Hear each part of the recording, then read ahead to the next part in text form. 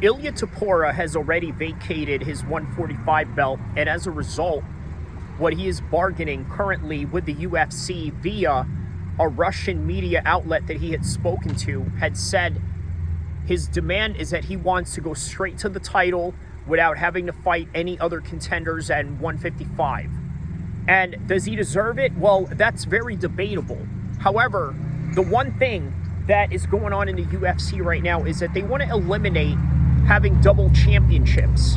And as a result of eliminating double championships, you don't have those same moments anymore where Conor McGregor was holding two belts on his shoulders, saying the champ does what the F he wants, and then Daniel Cormier doing essentially the same thing. No longer.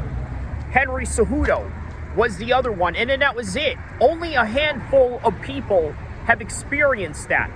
But what Ilya Topuria may experience if he does become a 155 champion is something similar to that of Randy Couture, doing it in two weight classes, but separately, never at the same time the way that Conor McGregor did. In fact, Conor McGregor was the first guy to have done that.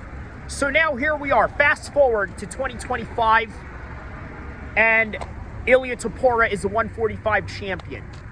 He has already defended his belt maybe once or twice, and that's about it. He wants to go up and challenge Islam Makhachev, who right now is unarguably the pound-for-pound #1 guy in the world. That is right next to Jon Jones. And speaking of Jon Jones, the other conversation in that particular matter also kind of deals with, let's say, the heavyweight division right now. You see, the only elite heavyweights right now in the heavyweight division is Tom Aspinall, and that's a clear indicator with the past fights that have already happened.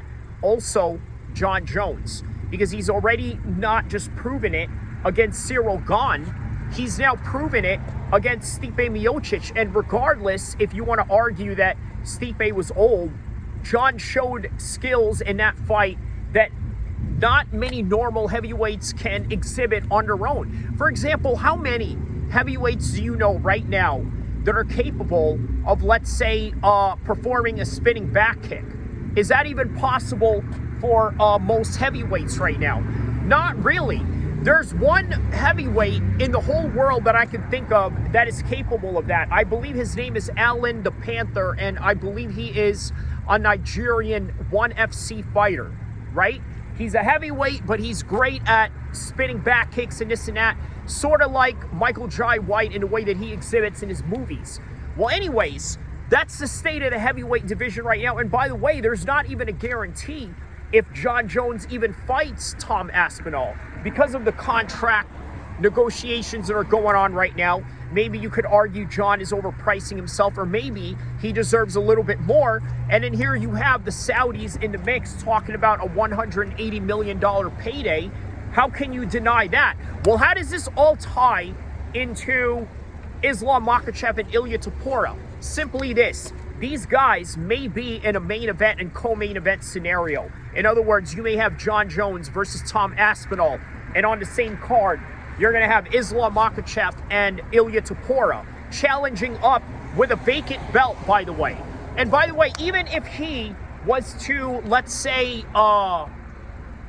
win the title, who's to say that we can't call him a double champ, right? Because right now the belt hasn't been contested, or has it? Because right now they're talking about Volkanovski and I believe either Diego Lopez or somebody else, right? I believe it is Diego Lopez and Volkanovski. Volkanovski's already been knocked out twice. And on top of that, oh my goodness, Diego Lopez is finally getting his fair share, right? Or if that's the case, or whoever it is. But it's just weird that whoever it is, that the other side of that is Volkanovski. So, again, that remains to be seen. Again, none of these fights are really definitive. But here's one thing that I can tell you, though, right?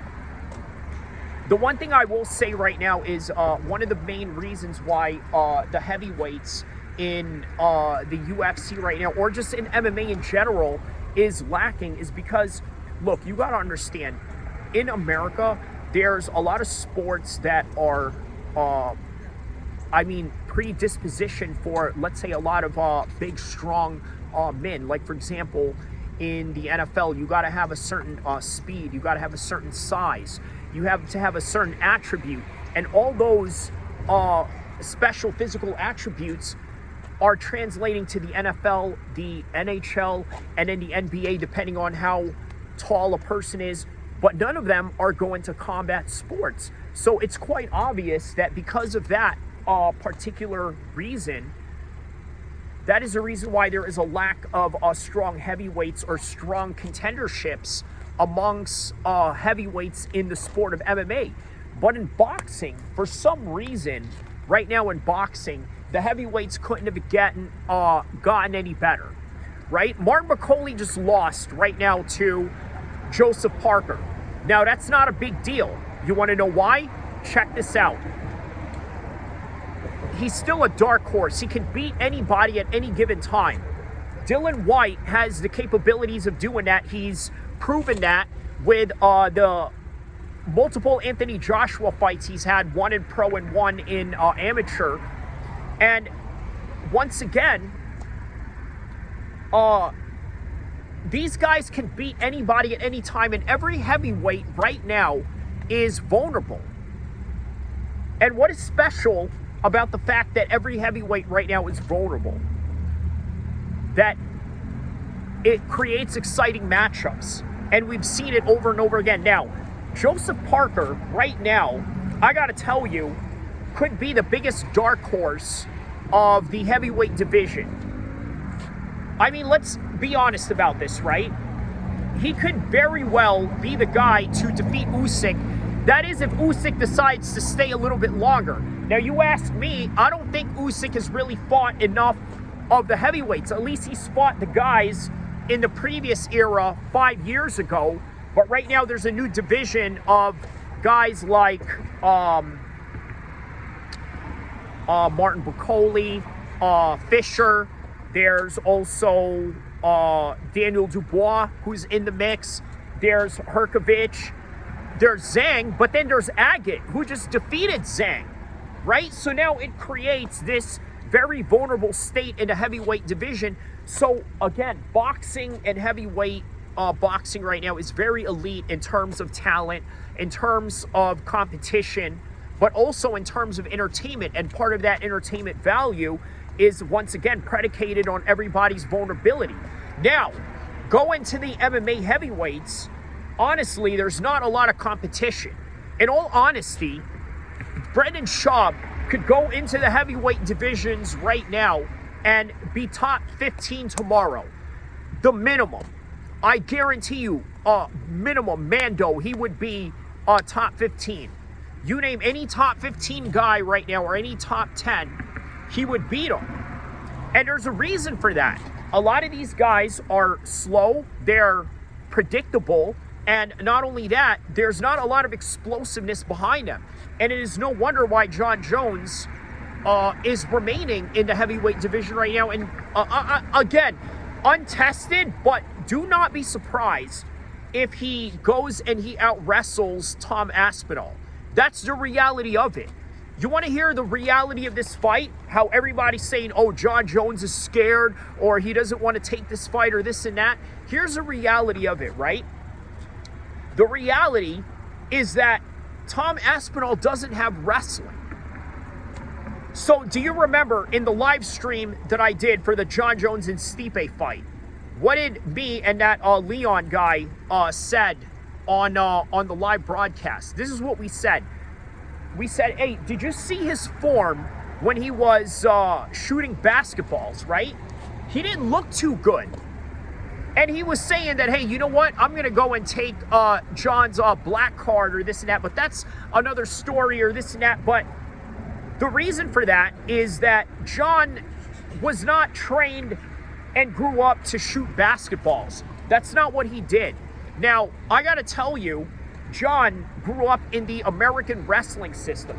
And for anybody that understands anything about the American wrestling system, it is the toughest grind that you will ever experience in your life of any athlete. I'm telling you, wrestling is the hardest sport in the world. It is even harder than MMA. You want to know why? Because think about this, right? In MMA, there are breaks that you can take. A lot of these breaks are within a stand-up position, right? There's a lot of breaks that you're taking. When you're circling around, you can breathe a little bit easier. You can perform at an aerobic pace.